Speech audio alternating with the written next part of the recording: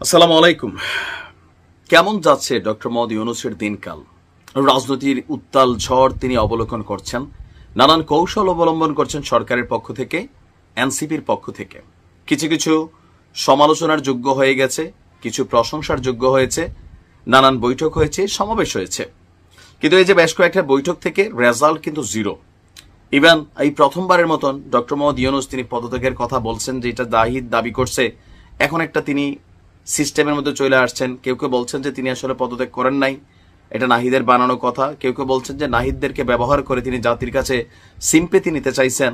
অনেক ধরনের বক্তব্য এখানে আলোচনা সমালোচনা আছে। আর এই বিষয়গুলো নিয়ে সাংবাদিক এবং রাজনৈতিক বিশ্লেষক মাসুদ কামাল সাহেব, এই সরকারের খুবই কট্টর একজন সমালোচক হিসাবে যিনি চিহ্নিত, তিনি এক বক্তব্য দিয়ে বসছেন, যেটা এই মুহূর্তে উত্তাল পাতাল আর একটা পরিস্থিতি তৈরি করছে।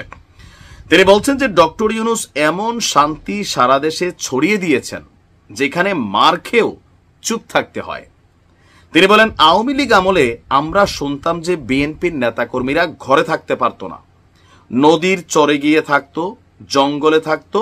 এগুলো ঘটেছে বাংলাদেশে। কথা কিন্তু সত্য, আওয়ামী লীগ ঘটিয়েছে এগুলা, যার কারণে আমরা তাদের স্বৈরাচার বলেছি, ফ্যাসিবাদী বলেছি, তাদের দেশ থেকে বিতাড়িত করেছি। কিন্তু ডক্টর মোহাম্মদ ইউনূস তিনি তো কোনো পলিটিক্যাল ক্যারেক্টার না। শেখ হাসিনার সাথে তার পার্সোনাল শত্রুতা আছে, কারণ তাকে শেখ হাসিনা দিন শেষে বহুত নাড়াচাড়া করছেন, যৌক্তিক অযৌক্তিক বিভিন্ন এটা ব্যাখ্যা আছে। বাট ডক্টর ইউনূস সরকার ক্ষমতা নেওয়ার পর তিনি যেসব আচরণ শুরু করেছেন, তাতে ওনাকেও বিদায় দেওয়া হবে। উনি বিদায় নিতে পারবেন না, মানে স্বাভাবিকভাবে তিনি ক্ষমতাকে হস্তান্তর করে সম্মানের সহিত বিদায় নেবেন, এটা হবে না। ওনাকেও গদি থেকে, যেভাবে আলোচনা আসছে বিভিন্ন জায়গায় এক একজন এক এক ভাষা প্রয়োগ করে সাবলীল অসাবলীল ভাবে যে বাক্য প্রয়োগ করছে, সেগুলোকে তিনি বলছেন যে ডক্টর ইউনূস শান্তিতে নোবেল পেয়েছেন, কিন্তু ওনার আমলে দেশে কি শান্তি বাড়ছে? কেউ কেউ বলছেন বাড়ছে, কেউ কেউ বলছেন ভাই কাদের বাড়ছে?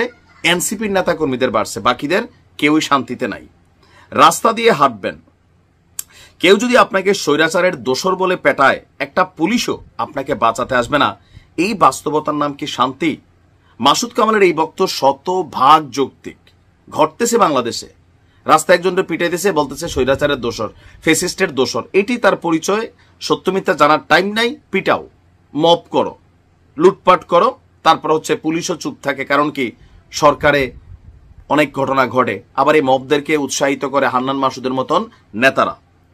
তো তিনি বলছেন যে ডক্টর ইউনূসের কিন্তু বোঝা উচিত তিনি এখানে কি করছেন। তার সামনে সুযোগ ছিল নিজেকে আরো উচ্চতায় নিয়ে যাওয়ার, যদি তিনি সবার সঙ্গে মিলেমিশে কাজগুলো করতেন, কিন্তু তিনি সেটা করছেন না। ডক্টর ইউনূস সবাইকে নিয়ে কাজ না করার কারণ কি, এমন প্রশ্নের জবাবে মাসুদ বলছেন তিনি রাজনীতি আসলে বোঝেন না। 25শে আগস্টে দেওয়া তার বক্তব্যকে তিনি বক্তব্য নিয়ে অনেক কথা বলছেন। তিনি বলছেন আমরা অন্য জগতের মানুষ, মানে ডক্টর ইউনূসের কথাটা যে আমরা বলছেন, মানে উপদেষ্টারা সবাই, আমি এগুলো বুঝি না, অন্যরা ভুল করলে তাদের কিছু বলেন না, তাদের কি বলবো, আমি নিজেই ভুল করি। আচ্ছা, এখানে মোট কথা মুর্দা কথা, তিনি যতটুকু বক্তব্য, বিশাল একটা সাক্ষাৎকার দিয়েছেন কালের কণ্ঠে, তার এই সাক্ষাৎকারটা এসেছে যে আওয়ামী লীগকেও তিনি বিভাজন করছেন। মাসুদ কামালের দাবি ডক্টর ইউনূস বাংলাদেশে রাষ্ট্র ক্ষমতায় আসার পরে জাতির মধ্যে বড় ধরনের একটা বিভাজন করে ফেলছেন। আওয়ামী লীগ যেমন করছিল মুক্তিযুদ্ধের পক্ষের শক্তি, মুক্তিযুদ্ধের বিপক্ষের শক্তি, এই ট্যাগে যারে খুশি তারে ধরাই দিত, জঙ্গি ট্যাগ দিয়া, তারপর হচ্ছে রাজাকারের এরকম ট্যাগ দিয়া, দাড়ি টুপি থাকলে, এরকম কিন্তু অনেক করছে আওয়ামী লীগ, এটা অস্বীকার করার কোন রকম সুযোগ নেই। আবার এই মুহূর্তেও ডক্টর ইউনূসের শাসনামলে ফেসিবাদের দোসর হইলে এটা করা যাবে না, নির্বাচন নিয়ে কথা বললে ফেসিবাদের দোসর, ওইটা করলে ভারতের এজেন্ট, ওইটা করলে আমাদের কমেন্টগুলোতেও আসে, এগুলো আসে। তাহলে ট্যাগিং এর যে রাজনীতি, এটা কি ডক্টর ইউনূসের সরকার বন্ধ করতে পেরেছেন? পারেননি। তিনি কি কোনো দলকে রিপ্রেজেন্ট করেন? না, তিনি তো নিরপেক্ষ সরকার, কিন্তু তার নিরপেক্ষতাকে তিনি ধরে রাখতে পারছেন? কোনোভাবে পারেন নাই। এনসিপির প্রতি তার আশীর্বাদ, তার ভালোবাসা, সাপোর্টিং, সরকারি বিভিন্ন সেক্টরকে কাজে লাগানো, এগুলো কিন্তু মানুষের কাছে প্রকাশ্য, এবং তার যে দুর্বলতা সেগুলো কিন্তু প্রকাশ্য। আর যার কারণে তিনি সমালোচনার মুখে পড়ে গেছেন।